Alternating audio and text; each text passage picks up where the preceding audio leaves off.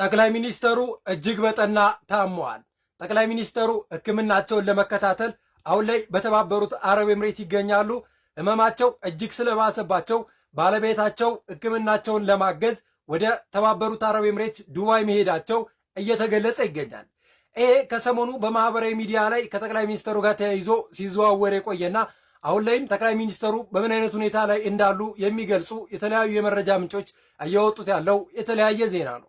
በተለይ ደግሞ ጠቅላይ ሚኒስትር ዶክተር አብይ አህመድ በተለያዩ ማህበራዊ ሚዲያቸው ላይ እንደዚሁም በተለያዩ ሁነቶች ላይ አለመገኘታቸው ብዙዎች ይህንን ግምታቸውን እንዲያስቀምጡ እያደረጋቸው ይገኛል። በተለይ ጠቅላይ ሚኒስትሩ በሀገራዊ ምክክር ኮሚሽን የመዝጊያ ፕሮግራም ላይ አለመገኘታቸው፣ በተለያዩ የምርቃት ፕሮግራም ላይ አለመኖራቸው የጠቅላይ ሚኒስትሩ ጤና እንዲያጠራጥር አድርጓል። ለዚህም ነው ጠቅላይ ሚኒስትሩ አሁን ላይ በጠና ታመዋል። የጠቅላይ ሚኒስትሩ ጤና እጅግ ከፍ ወዳለ ደረጃ ደርሷል። የጠቅላይ ሚኒስትሩ ሁኔታ አሳሳቢ ነው የሚሉ ዜናዎች በማህበራዊ ሚዲያ ላይ የተበራከቱት። ነገር ግን እስካሁን ባለው መረጃ የጠቅላይ ሚኒስትሩ ሁኔታ ምን እንደሆነ አልታወቀም። የመንግስት ኮሚኒኬሽን ሆነ ሌሎች የመንግስት አካላቶች እንደዚሁም የጠቅላይ ሚኒስትር ጽህፈት ቤት ስለ ጠቅላይ ሚኒስትሩ ጉዳይ ዝምታን መርጧል። ታዲያ ጠቅላይ ሚኒስትሩ በምን አይነት ሁኔታ አሉ የሚለው የሁሉም ጥያቄ ነው። የሚበሉ ደግሞ ምንድነው አብይ ከታመመ ማን ነው መጪው ጠቅላይ ሚኒስትር የሚሆነው ምናምን የሚሉ ሰዎች ይበላሉ። አብይ ታሟል እና ቀጣዩ ጠቅላይ ሚኒስትር የሚሆነው ማን ነው? ተመስገን ነው ወይስ ሽመልስ ነው የሚለው ጥያቄ ትበላለህ። ይቆርጥማል አብይ። ለምን አብይ እኮ እንዴት ነው የሚያስበው? እኔ ከሌለው ምንም አንተም የለህም። በዛ ደረጃ ማሰብ አለብህ። የአብይን ባለስልጣን ከሆንክ ይህንን ተናግሮ ይነገራል። አብይ በአደባባይ አብይ ከሌለ አንተም የለህም ኢትዮጵያም የለችም ብሎ ያምናል። አብይ ከሌለ ኢትዮጵያም የለችም ብሎ በዛ ደረጃ የሚሰራ ሰው ነው። አስቡት፣ ጸረ ኢትዮጵያ የሆነ ሰውዬ አንድ መሪ እኔ ከሌለው ኢትዮጵያ እንድትጠፋ እሰራለሁ ብሎ አቅዶ ይሰራል። እንዴ ምን ነው? አንድ መሪ እኮ እኔ ምናልባት እሞታለሁ ብሎ ነው ማቀድ ያለበት። ለእኔ የተናገረውን ነው የምነግራቸው ነኝ። መልኬሳ እኔ ከሌለው አንተ የለም እኮ፣ እኔ ከሌለው ኦሮሞ የለም፣ እኔ ከሌለው ኢትዮጵያ የምትባልም የለችም ብሎ ባንደበቱ የተናገረውን ነው የምነግራቸው ነኝ። አንድ መሪ እኔ ከሄድኩ አንተ እንደው እደግና እንደው ምናምን ነው የምትባለው እንጂ እኔ ከሌለው ህዝብ የለም አገር የለም ብለህ እንደዛ ታቅዳለህ። አብይ እንደዛ አድርጎ ነው የሚሰራ። ስለዚህ የሚፈልገው ምን አይነት ሰዎችን ነው? አብይ ከሌለ ሁላችንም የለንም ብሎ የሚያቅዱ ሰዎች። ከአብይ መልስ ወይ ደግሞ ማንም የሚተካ የምለው እንደዛ አይነት የምታስብ ከሆነ ትበላለህ።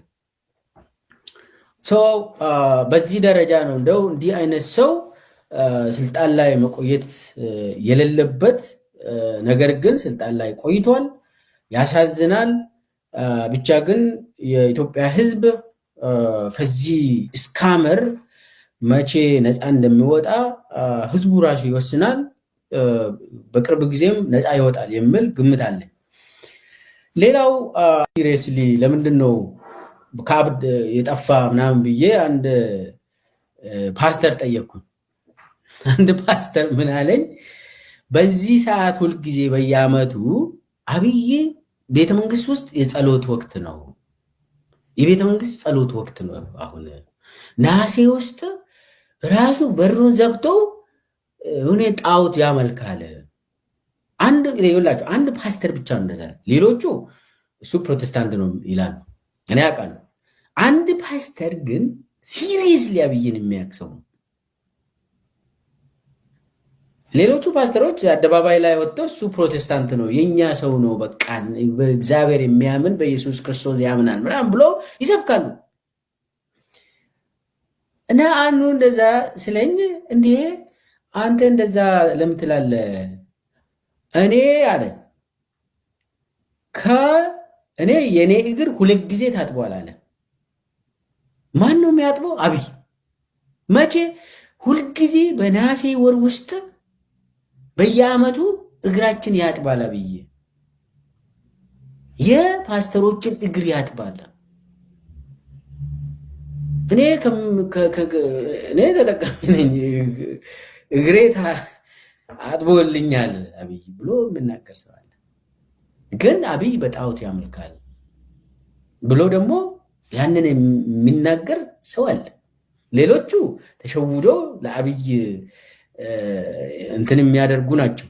ግን በዚህ ሰዓት ለምንድን ነው አብይ የጠፋ ብሎ ኤክስፕሌን ሲያደርግልኝ አይ የሱባኤ ጊዜ ነው፣ የጸሎት ጊዜ ነው እና እሱ በሩን ዘግቶ ያደርጋል።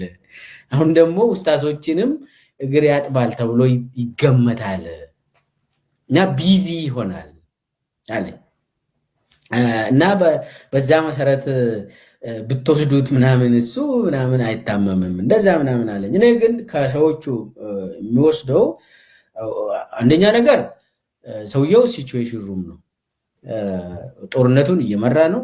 በተለይ ደግሞ ከኦሮሚያ በጉልበት አፈሳ እንዲካሄድና ወደ ስልጠና እንዲገባ የትግራይን ጦርነት በድሮን በየቀኑ መምታት፣ በአየር እንትን መድረግ መምታት፣ የሁሉ እሱ ነው የሚመራ። አብይ ደክሞታል፣ ግን ደግሞ ሲቹዌሽን ሩም ነው የሁላቸው። አሁን አብይ አህመድ ከሰሞኑ ሰወር ብሏል ከሚዲያ። በተለይም ይሄ ቅዳሜ ዕለት የተደረገው የመዝጊያ ፕሮግራም ላይ አለመገኘቱ መነጋገሪያ ነበረ። አንዳንዶች ጥርጣሬያቸውን ሲገልጹ ቆይተዋል። ሰውየው አንዳች ችግር እስካልገጠመው ድረስ እንዴት እንደዚህ ያለ ትልቅ ፕሮግራም ላይ ሳይገኝ ቀረ? ይሄ ልምዱም አይደለም። ስለዚህ አንዳች የሆነ ነገር አለ ማለት ነው የሚል በዚሁ አጋጣሚ ለማጣራት ጥረት አድርገናል። በማጣራት ሂደት ውስጥ ያገኘነው መረጃ እንደሚያሳየን ትክክለኛ መረጃ የጤና መቃወስ ገጥሞታል። በዚህ ምክንያት ለሕክምና ወደ አቡዳቢ ሄዷል። እንግዲህ የጡት እናት አለችው አይደለ? አቡዳቢ